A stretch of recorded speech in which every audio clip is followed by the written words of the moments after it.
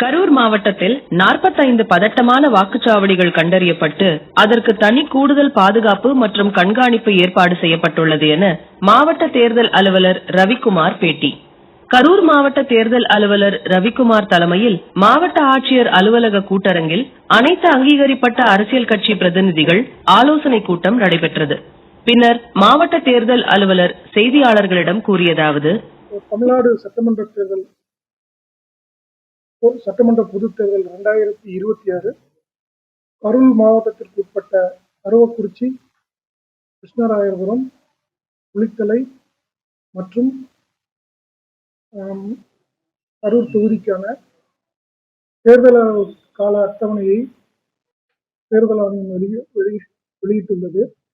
அதன்படி வேட்புமனு ஆரம்ப நாள் 30/3/2026, வேட்புமனு தாக்கல் இறுதி நாள் 6/4/2026, வேட்புமனு பரிசீலனை நாள் 7/4/2026, வேட்புமனு திரும்பப் பெறுவதற்கான இறுதி நாள் 9/4/2026, தேர்தல் நாள் 23/4/2026, வாக்கு எண்ணிக்கை நாள் 4/5/2026, தேர்தல் நடத்தை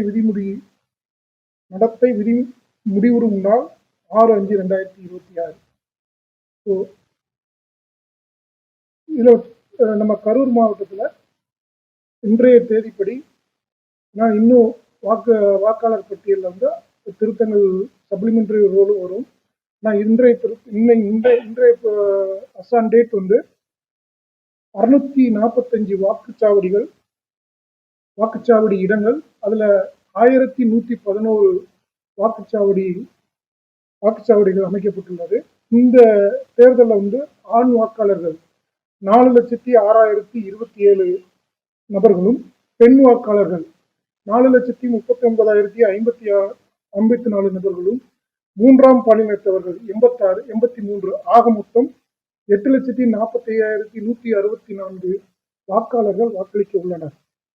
இந்த தேர்தல் ஆணையத்தின் இந்த அறிவிப்பினை முன்னிட்டு 15/3 நேற்று முதல் நம்ம கரூர் மாவட்டத்தில் வந்து நன்னடத்தை விதிகள், தேர்தல் நன்னடத்தை விதிகள் வந்து அமல்படுத்தப்பட்டுள்ளது. இதன் காரணமாக நம்மளுடைய மாவட்டத்தில் வந்து அரசு நலத்திட்ட உதவிகள், புதிதாக அரசு திட்டங்கள், நம்மளுடைய GDP, மற்ற மனு பெறும் அந்த நிகழ்வுகளும் தற்காலிகமாக ஒத்திவைக்கப்பட்டுள்ளது. தேர்தல் நடத்தை விதிமுறைகள் நடைமுறையில் இருக்கும் வரை இது எதுவும் நடத்தப்பட மாட்டாது.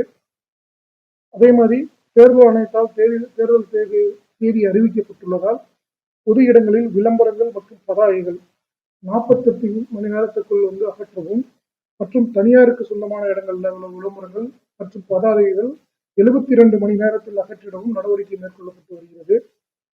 அதே மாதிரி கரூர் மாவட்டத்தில் உரிமை பெற்ற படைக்கலங்கள், ஃபயர் ஆர்ம்ஸ் வந்து ஆல்மோஸ்ட் எல்லாமே திரும்ப ஒப்படைச்சிட்டாங்க. ஒன்று மட்டும் ஒப்படைக்க வேண்டும். இன்னைக்கு மாலைக்குள்ள அதையும் ஒப்படைச்சிருவாங்க.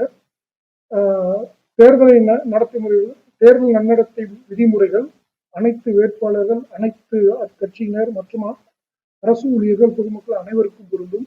விதிமுறைகள் மீறல் இருப்பின் அதுல வந்து நம்ம தேர்தல் கட்டுப்பாட்டு அறையினுடைய, கரூர் மாவட்ட தேர்தல் கட்டுப்பாட்டு அறையினுடைய இலவச தொலைபேசி 1-8-0-5-9-9-44-03 ஆகிய இந்த தொலைபேசி மாதிரியாக எந்த விதிமுறைகள் இருந்தாலும், விதிமுறை மீறல்கள் இருந்தாலும் தெரிவிக்கலாம்.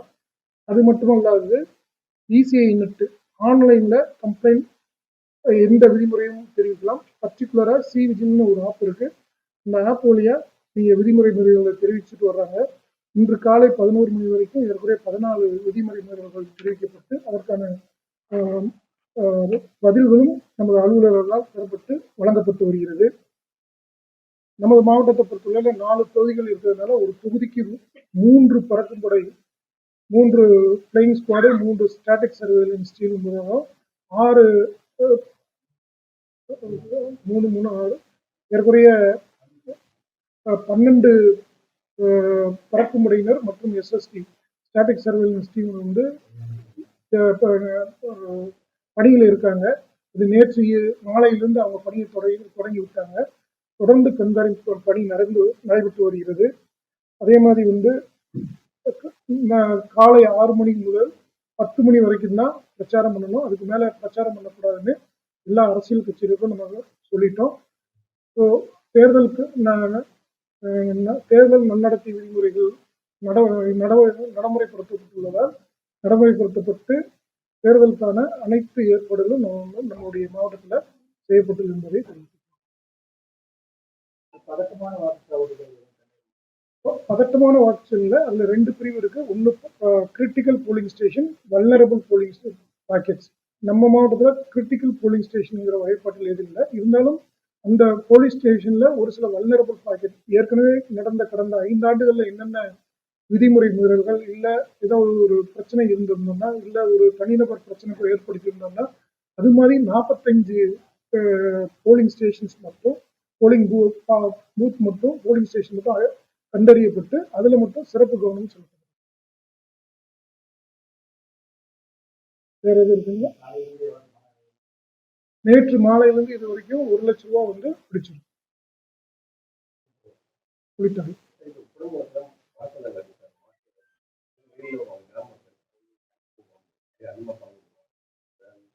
இப்ப தேர்தல் ஆணையத்தினுடைய ஆணையின்படி பணம் கொண்டு வருபவர்கள் உரிய ஆவணங்களை வச்சிருக்கணும். அதற்கான ஆவணங்கள் இருந்திருந்தா அந்த பறக்கும்படையினர் பிடிக்கும்போது அது கையில இருக்கணும். கையில இல்லாம நான் ஒரு காரணம் சொன்னா ஏற்றுக்கிறேன்.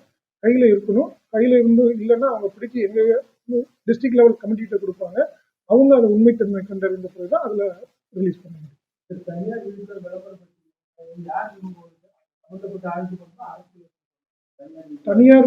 தனியார் கட்டடங்களில், தனியார் வீடுகளில் விளம்பரப்படுத்தப்பட்டிருந்தால் 72 மணி நேரத்துக்கும் அகற்றணும். அப்படி அகற்றலைன்னா அந்த தனிநபர்கள் உரிய அனுமதி வாங்கணும். அப்படி அனுமதி வாங்கலன்னா அது வந்து எக்ஸ்பெண்டிச்சர்ல சேரும். எந்த கேண்டிடேட் இதை போட்டுருக்காங்க அனுமதி வாங்கினா தான் செய்யணும். அனுமதி வாங்கலைன்னா அழிச்சிடணும், வாங்கலைன்னா அழிச்சிடணும். இது வந்து நகர்ப்புற பகுதியில கம்ப்ளீட்டா நாங்க வந்து தனியார் அரசு கட்டடங்கள், பொது கட்டடங்கள் எதுனாலும் அழிச்சிருவோம். ஊரக பகுதியில மட்டும்தான் தனிநபர்களுக்கு, தனியார் கட்டடங்களுக்கு அந்த இது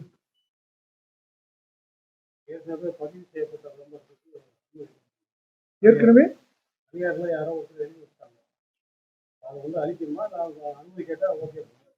அனுமதி கொடுத்துட்டோம்னா